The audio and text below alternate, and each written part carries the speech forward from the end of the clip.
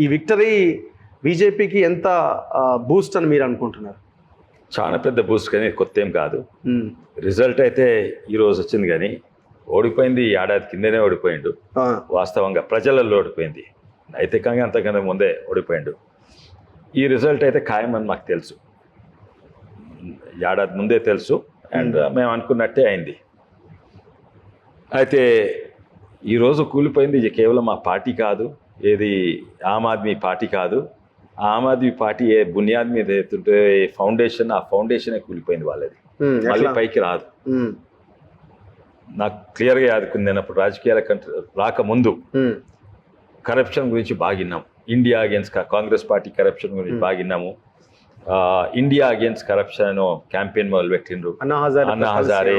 దాంతో అదే తర్వాత ఎంతోమంది అందులో ఈయన కూడా ఉండే, ఏది మన కేజ్రీవాల్ ఉండే, యోగేంద్ర యాదవ్ ఉండే, ప్రశాంత్ భూషణ్ ఉండే, షాజియా ఎల్మి, ఎంతోమంది నాయకులు ఉండే.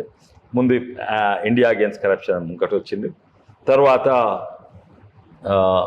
భారతదేశం మొత్తము ప్రొటెస్ట్ జరిగింది. నాకు యాదుకుని ట్యాంక్ బండ్ మీద కూడా అదేంది విజిల్ అగేన్స్ట్ కరప్షన్ అని మేము ఆ టోపీలు, ఏది అన్నా హజారే గాంధీ టోపీలు పెట్టుకొని ట్యాంక్ బండ్ మీద ఇంత మోంబత్తీలు తగిలిచ్చి ప్రొటెస్ట్ చేసినాం అగేన్స్ట్ కరప్షన్. అది యాదుకుంది. అప్పుడు మొత్తం భారతదేశం పార్టీలకు, ప్రాంతాలకు అతీతంగా, కులాలకు అతీతంగా వాళ్ళు ఇండియా అగేన్స్ట్ కరప్షన్ సపోర్ట్ చేసిండ్రు. అండ్ అది చాలా పాపులర్ అయింది. ఆమ్ ఆద్మీ అని పొలిటికల్ ఫేస్ పెట్టిండ్రు. కాగానే ఆ ఉద్యమం, ఇండియా అగేన్స్ట్ కరప్షన్ ఉద్యమం ఒక్కొక్కరిని బయటికి పంపేసి సొంత పార్టీ చేసుకుండు. ఇక్కడ ఉన్న పొలిటికల్ కనబడుతుండే, ఇక్కడ కూడా పెద్ద ఉద్యమం ఉండే. ఒక్కొక్కరిని బయటకు వచ్చి సొంత పార్టీ చేసేసుకున్నారు. ఎంతో మంది పోరాడిండ్రు ఇండియా అగేన్స్ట్. సొంత పార్టీ చేస్తూ వన్ మ్యాన్ పార్టీ అయిపోయింది. ఉండని, కానీ దాని బునియాది ఏంది ఇండియా అగేన్స్ట్ కరప్షన్. అంటే సింబలే చీపురు కదా, ఊడ్చేయడం, కరప్షన్ ఊడ్చేయడం. తర్వాత తెచ్చిపోయింది. ఇక్కడ లిక్కర్ స్కామ్ నుంచి అటు బయటనేమో రుమాలు మఫ్లర్ కట్టుకొని తగ్గుతూ ఉంటాడు ఆమ్ ఆద్మీ తీరుగా, కానీ వెనకకు చూస్తే భవనాలు, శీష్ మహల్లు, ఏంది శీష్ మహల్ జకూజీలు. అంటే జకూజీలు అంటే బాత్రూంలో పెద్ద టబ్, ఎట్లయితే మనం సోఫాల మీద కూర్చుంటామో సోఫాలే నీళ్ళల్లో ఉంటాయి. ఆ నీళ్ళలో ఉడుకు నీళ్లు, సన్నీళ్ళు, బుడగలు, చెట్లు ఇవన్నీ ఉంటాయి అన్నమాట. పక్కకు డ్రింక్ పెట్టుకుంటుంది, కిది ఉంటుంది. ఆ జకూజీ అంటే ₹1,00,00,000 బాత్రూమ్, బయటికేమో మఫ్లర్ వేసుకొని తగ్గుతూ ఉంటాడు పాపం. అంటే ఖర్చుతో కట్టుకున్నాడా? లేదు, గవర్నమెంట్ తోటి. అండ్ ఆ ఇల్లీగల్ అక్కడ కట్టుడు, అట్లా పర్మిషన్ లేవు. ఆ డబ్బు ఎక్కడి నుంచి వచ్చింది? గవర్నమెంట్ కి ఇంత ఇచ్చిండు. గవర్నమెంట్ బిల్డింగ్ ఏమో గవర్నమెంట్, ఆ జకూజీలు ఏమో ఎవడో గిఫ్ట్ ఇచ్చినట్టే కదా. జకూజీలు గవర్నమెంట్ కట్ట. మన దగ్గర మామూలుగా ఉంటుందా జకూజీ అన్నది? ఉంటాయి కానీ ఇండ్లలో చాలా తక్కువ. చాలా పెద్ద పెద్ద వాళ్ళు ఇంట్లో ఉండొచ్చు, మెగా కోటీశ్వరాలు ఇంట్లో ఉంటుండొచ్చు, కానీ సాధారణ ధనవంతుల ఇంట్లో కూడా ఉంటాయి అవి జకూజీలు. ఆ జకూజీలు అయితే తర్వాత ఒకటేమో ఆ ఫౌండేషన్ కూలిపోయింది. ఇండియా అగేన్స్ట్ కరప్షన్, నువ్వే కరప్షన్ చేస్తున్నావు అని ప్రజలందరికీ ఎప్పుడు ఏడాది ముందనే జైలుకు పోయిండు, బయటకు వచ్చిండు. అప్పుడే ఇమేజ్ అయింది.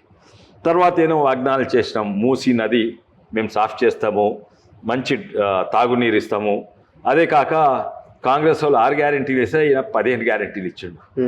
15 గ్యారెంటీలు. మహిళలకు అందరికీ 100 రూపాయి, తర్వాత 200 యూనిట్ ఫ్రీ ఉద్యోగాలు ఇస్తాము.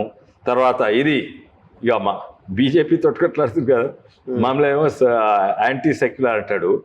ఆయన చేసేదేమో హిందూ మన పూజారులకు, సిక్ పూజారులకు 18,000 రూపాయలు మంత్, ఇటువంటి అన్ని 15 గ్యారెంటీలు చేసిండు. ఫస్ట్ ఆఫ్ ఆల్ ఇంతకుముందు చెప్పినా ఆయన నెరవేర్చలేదు. ఇప్పుడు దీని మీద నమ్మకం పోయింది. అయితే దీనివల్ల మొత్తం పోయింది. అంటే కొంత ఎడ్యుకేషన్ హెల్త్ మీద కొంత చేసినట్టున్నాడు కదా. ఎడ్యుకేషన్ హెల్త్ మీద డెఫినెట్లీ చేసిన కానీ సర్పంచ్ చేయలేదు. ఇంకోటి మహల్లా క్లినిక్స్ స్టార్ట్ చేసిండ్రో బిగినింగ్ లో మంచి నడిచినాయి, తర్వాత నడవలేదు. పెట్టిన ఏడాది మంచి నడిచినాయి. ఈ హెల్త్ కేర్ అయినా ఎడ్యుకేషన్ అంటే స్కూళ్ళు, బిల్డింగ్లు కాదు, మనుషులు, డాక్టర్లు, టీచర్లు, వాళ్ళు ఎట్లా చేస్తారు? ఇప్పుడు వాళ్ళు ఖుషి లేకుంటే వాళ్ళ పని మంచి చేస్తారు. అయితే అది అక్కడ ఫెయిల్ అయ్యిండు. మంచి ప్రోగ్రాము మంచిగా స్టార్ట్ అయింది, కానీ పెట్టుకోలేకపోయింది.